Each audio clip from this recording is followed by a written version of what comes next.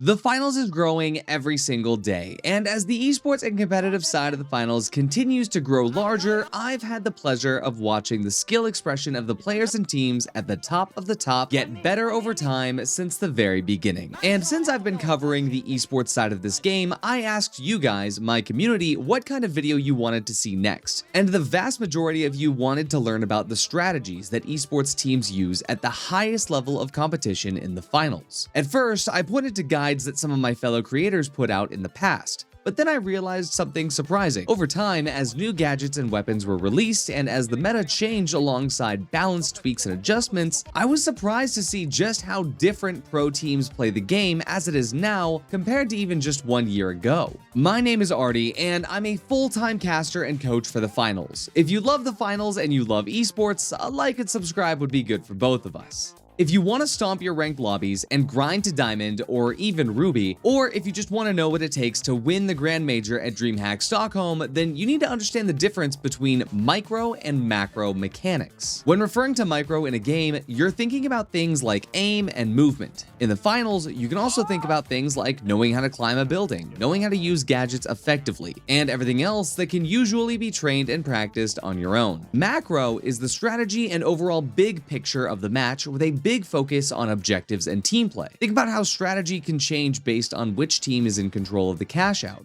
Different decisions like how a team rotates through a map or chooses to play above or below a cash out, or knowing when to play split or together, etc., etc. It's important to remember that the finals is a sandbox game after all, and while individual skill expression is weighted just as highly as team play and strategy, I have seen countless pro players fall behind because they aren't adapting new strategies as fast as the other teams around them. This video will be focused on the macro of the finals as it's played at the highest level right now ahead of the DreamHack Major.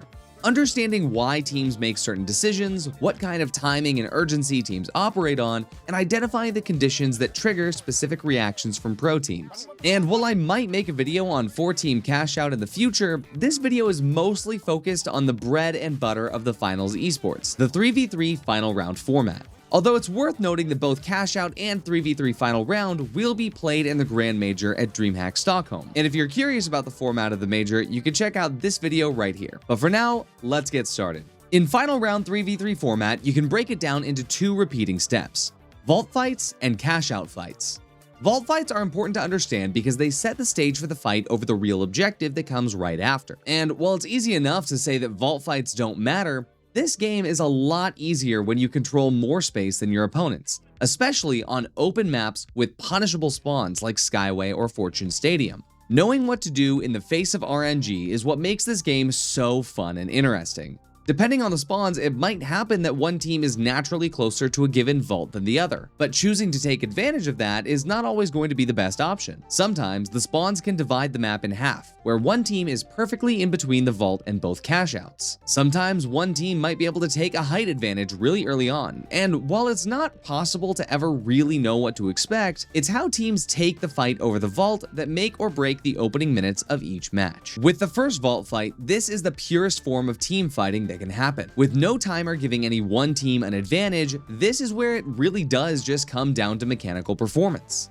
But even through that, there is still some strategy to look for here. Some teams might just choose to steal the cash without being noticed, or to use the lack of timer pressure to rotate and take a team fight from a better position. But in the second and third vault fights, the team that won the first cash out will have the advantage of being able to hold the vault until the match timer expires. And although this hasn't really ever happened in any tournaments, this possibility still forces the other team to take the fight. No matter what happens though, the most important part of any vault fight is making sure to get the team wipe and managing your time when bringing the vault to the cash out. A common strategy from a team about to lose a vault fight is to try to throw the vault as far away from the cash outs as possible before getting team wiped. This means that when their team respawns, they have a lot more timer to work with on the cash out for everything that comes next. There have been a lot of cases where 2 whole team fights can happen over a vault before the first cash out has even started. Before we talk about cash out fights and how teams strategize around them, we need to define one term: kiting.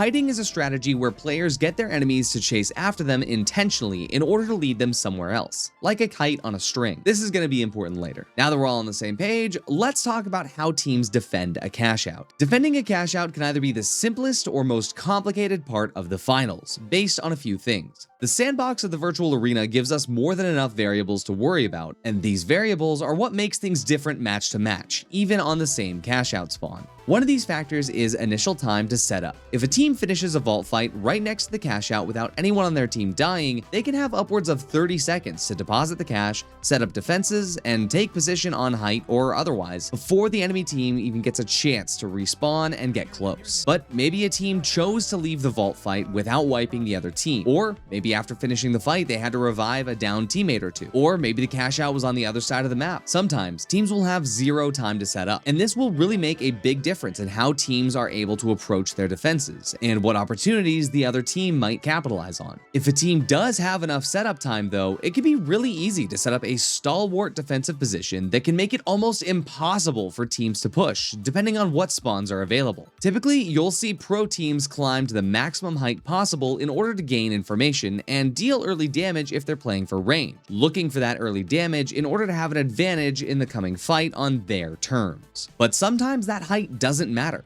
Sometimes that early damage doesn't get the chance to come through and the attacking team will just dive onto the point without any warning. This is where kiting comes into play. Depending on how close to the cashout the defending team is playing and how much pressure the attacking team is putting on the objective, not to mention how much time is remaining on the cashout station itself, the defenders have two options: kiting or fighting. If the attacking team is pressuring to steal the objective before taking the fight, defenders will usually respond with a fight, initiated by stalling the steal by means of cashout manipulation, goose stalling, or kidnapping the stealer. But if the attacking team is focusing on taking the team fight before moving to the cashout, the defenders will try to make the fight last as long as possible by kiting the team away from the point. This allows the timer to tick down long enough to make it easier for the defenders to stall a steal, while pressuring the attackers to chase, stuck between finishing the team fight or sending someone to steal the objective. Kiting is all about balance, and pro teams will always have a fast way back to the point, usually via the gateway or dematerializer. Kiting is also usually only done when a team has the opportunity to stall a cashout should one of the attackers decide to go and steal. If the heavy knows that they can get somewhere to use the RPG,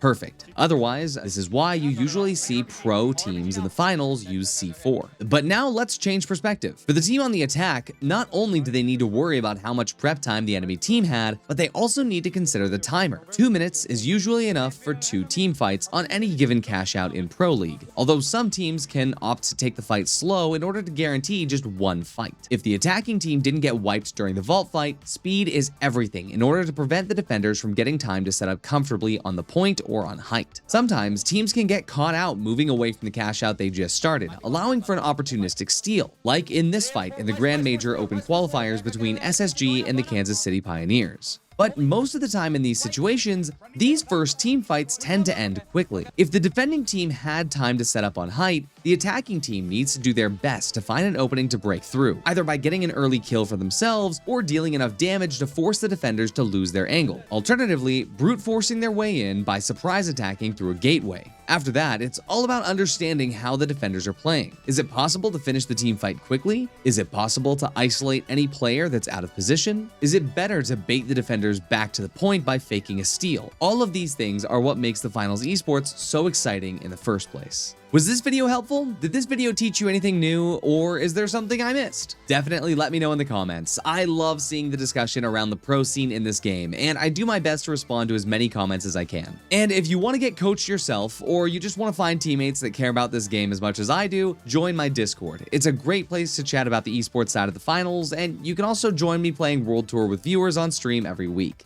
Thank you so much for watching this video all the way to the end. Don't forget to like and subscribe if you haven't already, and don't worry, you'll see me around.